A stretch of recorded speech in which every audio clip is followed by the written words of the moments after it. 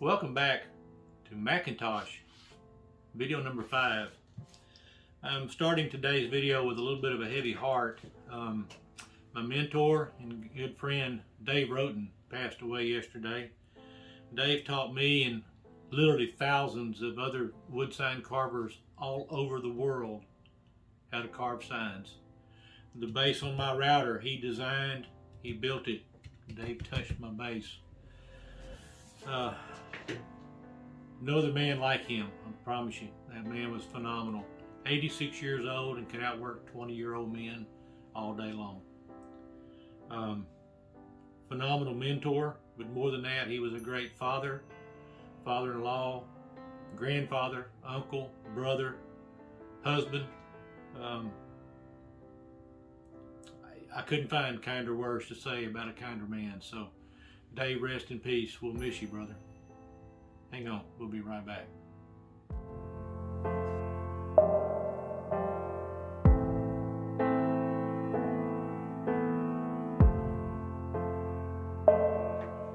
All right, carrying on in Dave's tradition, we're going to move on. That's what Dave would have wanted. So I'm going to use a 1/8 inch round over bit. Let's see if I can get this up here, let y'all get a good view at that little bitty bit. It's just a little bitty contour. There you go, you can see it. And I'm going to use that for breaking the edges on both sides of the cutting board, so we don't have anything sharp to worry about. And when you're going to do end grain type of things, you want to route those first, come across the end first, and then come across an edge, another end, and then come across the edge. And the reason you do that is chances are when you come across right here with the rotation of the blade, there might be some small chip out on this corner right here.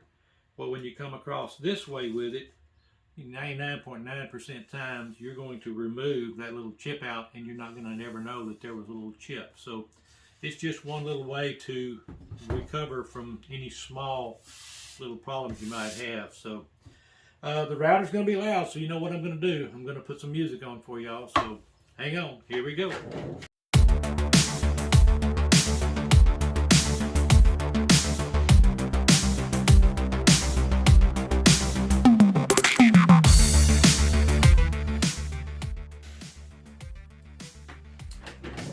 Quick, easy, and painless. I'll show you the little edge that I put on there. It's kind of a little decorative edge on the back side, but then again, what I'll do is I'll sand and just take the little bit of the sharp edges off, but it's just a little decorative edge on the bottom side. The front side, I've already put the round over on it, so it's going to be nice and rounded. So now I'm going to put the router down below, and safety first, I'm going to go ahead and unplug it. So now we're going to take a little sanding disc that I built, and just going to gently break over the rough edge. So all we want to do is just take that edge off. That's all it takes, like that. And then we'll do the same thing up here on the top. We're just taking away any kind of sharpness. Doesn't take much.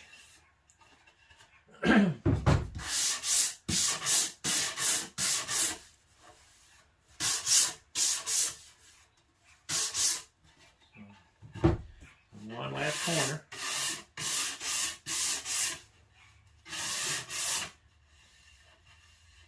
That's it. So now I'm just going to take a small little radius, just a hand cut radius on the corners. Again, we're just wanting to get rid of the sharp edges.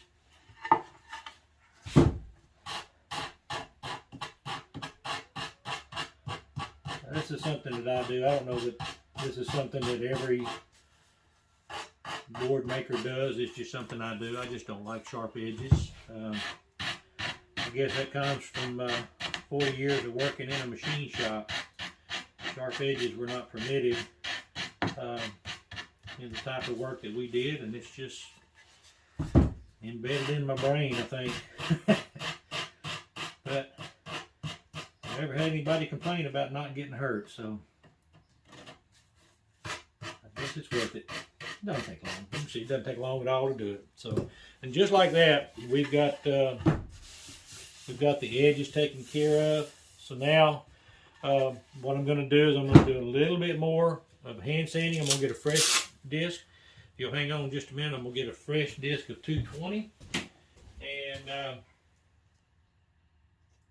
when I get down to this portion where I'm getting the board ready for the oiling and the conditioning, I like to do this handing by hand and go with the grains.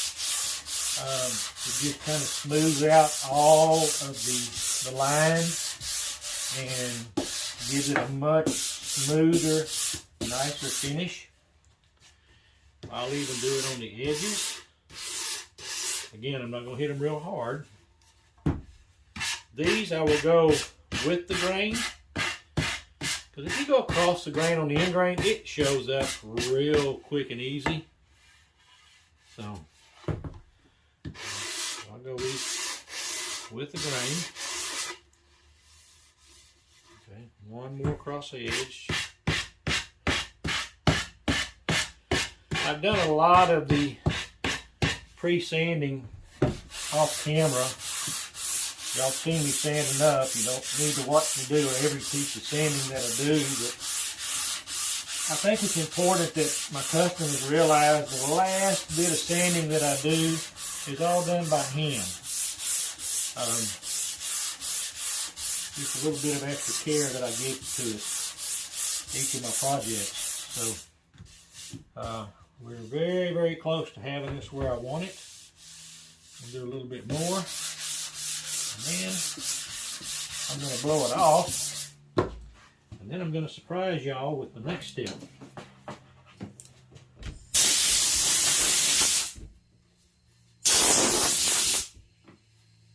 Start on the back side. So hang on, I've got to go get something right quick.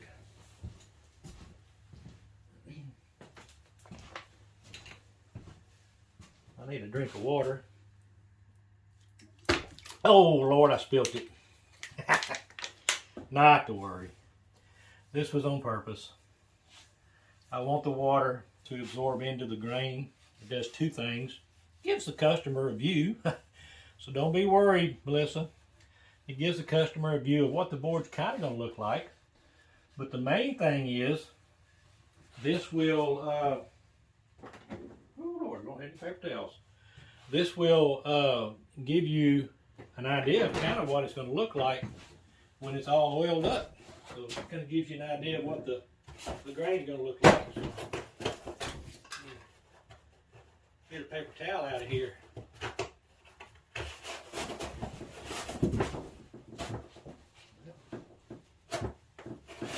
There we go. All right. Now I'll pick up the excess water. And what I'll do is I'll actually let this water dry on the board, and then when it comes back, I will wipe it down, or excuse me, sand it back down with the sandpaper again. And what that does, this actually raises the grain of the board. Pour some more on there. It raises the grains of the board so that my next sanding is going to be a real nice, even smoother finish than what I've got right now. That's another texture that we work with, and it really makes a difference in the finish of the boards. I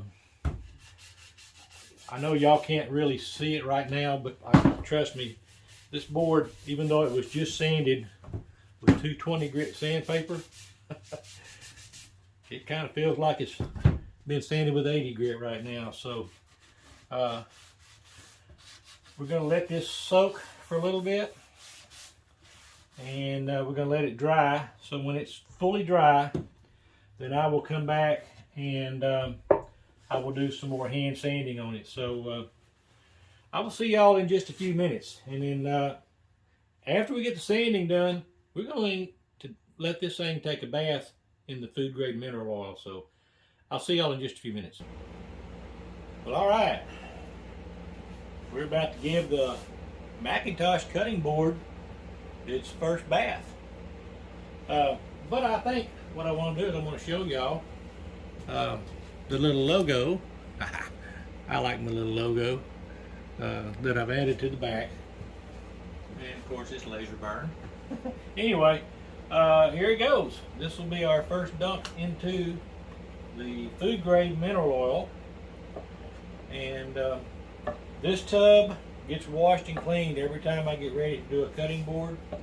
It gets cleaned when I get through with it, and then it gets cleaned again before I use it, because I want to keep contaminations down.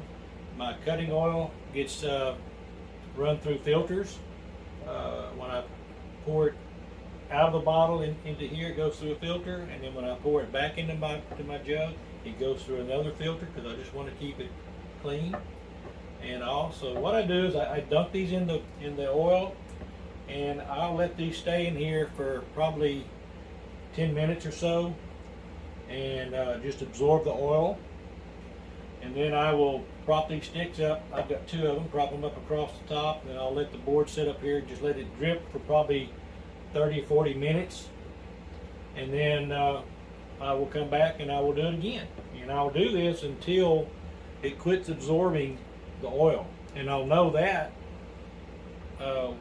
when I dunk it in the board and I pull it back up and all the oil is staying on top, it's not being absorbed into the board, then I know it's full. And that's when I know I've reached my limit. Anyway, we're going to let this soak for, like I said, about another 6 or 7 minutes, and then we'll take it out and we'll let it drip dry, and then we'll wipe it down and we'll look it over, and then continue on. We'll probably do this about 4 or 5 times before it'll quit absorbing any of the oils. So with this much of the front exposed with the McIntosh board lasered in, it's going to absorb in oil a lot quicker than a regular cutting board would, because it would typically only absorb the majority of it on the end pieces, where this is going to absorb on the ends and on the front and on the back where my logo is. So we're going to give it a chance to absorb until it's just really not taking in anymore. So I will see y'all here in a little bit, and thanks for stopping back by. Hey, a quick little follow-up. I think it's kind of neat how the open areas of the letters are really absorbing in and bubbling up, so you know it's just soaking up that oil. So I'm tickled to see all this going in there. It's just better protection. So anyway, I will see y'all a little later. Well, welcome back. And just like that, we've got a finished cutting board. The board has absorbed all the oil that it's going to take in, so it's fully saturated and it's fully conditioned. And I'm really pleased with the way the color combinations worked out and the contrast of colors. I think McIntosh really just pops out, and I'm really, really happy the way this turned out. Now, what I didn't show y'all was the drilling and screwing in of the screws and the rubber feet to hold them in place. I do swap out the plated screws that come with the little rubber feet for brass screws, and that way my customers don't have to worry about their cutting boards rusting and being contaminated throughout the life of the board. So this is a wrap for McIntosh. I really appreciate everyone who's followed me along the way. I do appreciate all the compliments and comments I've received, and I want to thank all my new subscribers who have signed up for my channel. So I appreciate you guys very much. If you have any questions, please reach out to me. I'll be glad to answer any questions you might have. And again, I want to thank everybody, and I will see y'all real soon in my next project.